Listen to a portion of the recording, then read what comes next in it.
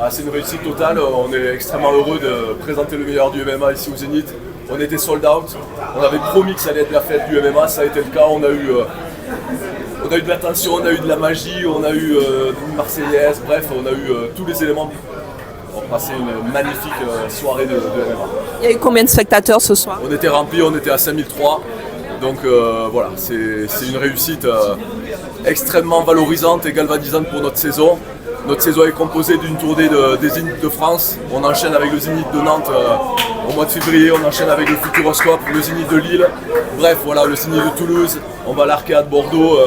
L'idée, c'est de présenter soirée après soirée le meilleur du MMA, les pépites que vous avez vues, les faire monter. Et petit à petit, on le voit, ils deviennent des stars. On leur donne un magnifique écrin.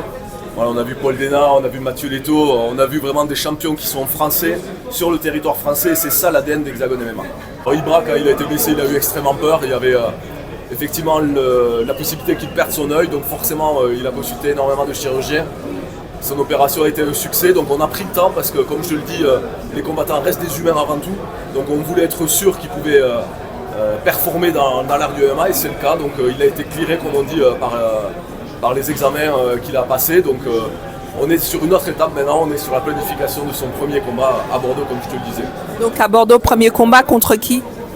Et alors je vais te dire, l'encre est toute sèche, et vu qu'on a signé le contrat très récemment, donc on n'a pas encore d'adversaire, mais ce que je peux te dire, c'est que ça sera le main event et que ça sera un gros spectacle et un combat extrêmement attendu.